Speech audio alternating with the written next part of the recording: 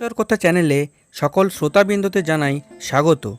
শতরূপে সারদা স্বামী গম্ভীরানন্দ সর্বাধ্যক্ষ শ্রীরামকৃষ্ণ মঠ ও রামকৃষ্ণ মিশন, বেলুড় মঠ, হাওড়া। শ্রী শ্রী মা মনীষীবৃন্দের দৃষ্টিতে তিনি নিজে যেখানে অভিযোগের কোনো কারণ খুঁজে পাননি, সেখানে গায়ে পড়ে অন্যের অভিযোগ জানাবার কী অর্থ? এ তো কোনো রকম অনধিকার চর্চা।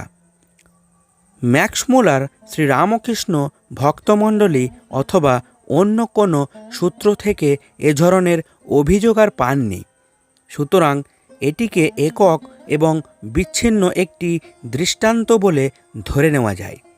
কিন্তু অধ্যাপক ম্যাক্স মুলার যেহেতু নৈয়ায়িক অর্থাৎ ডায়ালজিক পদ্ধতিতে তথ্য যাচাই করছেন, সেজন্য একটিমাত্র বিচ্ছিন্ন দৃষ্টান্তও তার আলোচনায় স্থান পেয়েছে, অবজ্ঞাত বা বর্জিত হয়নি। কিন্তু এই অভিযোগের যৌক্তিকতা বা সারবত্তা সম্বন্ধে তিনি তীব্র সংশয় জ্ঞাপন করেছেন। এই পর্যায়ে ব্রহ্মবান্ধব উপাধ্যায়ের মন্তব্য স্মরণীয়। শ্রী শ্রী রামকৃষ্ণ শীর্ষক প্রবন্ধে তিনি লিখেছেন, রামকৃষ্ণ কে কে তাই জানি না, এই পর্যন্ত জানি যে এই সোনার বাংলায় এমন সোনার চাঁদ গোরা চাঁদের পর আর উদয় হয় নাই। চাঁদেও কলঙ্ক আছে, কিন্তু রামকৃষ্ণ চাঁদে কলঙ্ক রেখাটুকুও নাই। আহা, তাহার ভাগ্যবতী তনু পাবকের ন্যায় পবিত্র ও নির্মল ছিল। বনিতা বিলাস দোষে উহা কখনো কলুষিত হয় নাই। যখন তাহার বিবাহ হয়, তাহার পত্নীর বয়স মাত্র 8 বৎসর। বিবাহের 8 বৎসর পরে ওই সতী লক্ষ্মীর সঙ্গে তার দেখা হয়। লক্ষ্মী তখন ষোড়শী যুবতী।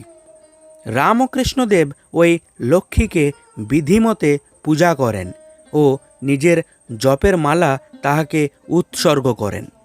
এই উৎসর্গের পর শ্রীরামকৃষ্ণ চন্দ্রে ষোড়শকল চন্দ্রিকা ফুটিয়া ওঠে। ওই শোভা ইতিহাসে অতি দুর্লভ। অনেক অনেক সাধু মহাজন সহ ধর্মিনী ত্যাগ করেছেন বটে, কিন্তু রামকৃষ্ণের ত্যাগ ত্যাগ নয়, অঙ্গীকারের পরাকাষ্ঠা।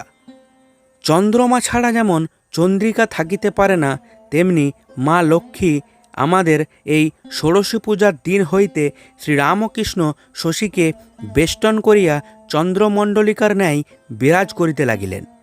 যদি তোমার ভাগ্য সুপ্রসন্ন হইয়া থাকে, তো একদিন সেই রামকৃষ্ণ পূজিত লক্ষ্মীর চরণ প্রান্তে গিয়া বসিও, আর তাহার প্রসাদ কৌমুদীতে বিধৌত করিয়া রামকৃষ্ণ শশীসুধা পান করিও।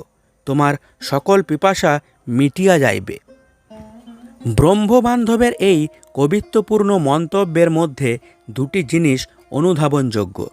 প্রথমত, শ্রীরামকৃষ্ণ ভক্তমণ্ডলীর অন্তরঙ্গে অবস্থান না করেও তিনি এই সাধক দম্পতি সম্পর্কে অনুরাগ মিশ্রিত শ্রদ্ধার অধিকারী।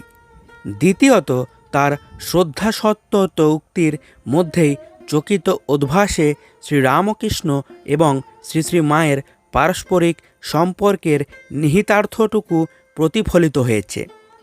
শ্রীরামকৃষ্ণের ত্যাগ ত্যাগ নয়, অঙ্গীকারের পরাকাষ্ঠা। এই সংক্ষিপ্ত উক্তিতে উভয়ের মধ্যেকার কামনাশূন্য হৃদয় সম্পর্কের দিকটি যেমন উদ্ঘাটিত হয়েছে, তেমনি প্রচলিত দাম্পত্য জীবনের ঊর্ধ্বে যে আধ্যাত্মসূত্রের বন্ধনে স্বামী এবং স্ত্রী সংযুক্ত ছিলেন, তার দিকেও আলোকপাত করা হয়েছে। এই যোগসূত্রই আরেক নাম ত্যাগ, সংসারের মোহময় আবেশকে ত্যাগ। কিন্তু আধ্যাত্ম ঐশ্বর্যে মহিমায় আবার এই ত্যাগই স্বীকৃতির চরমোৎকর্ষ, অঙ্গীকারের পরাকাষ্ঠা।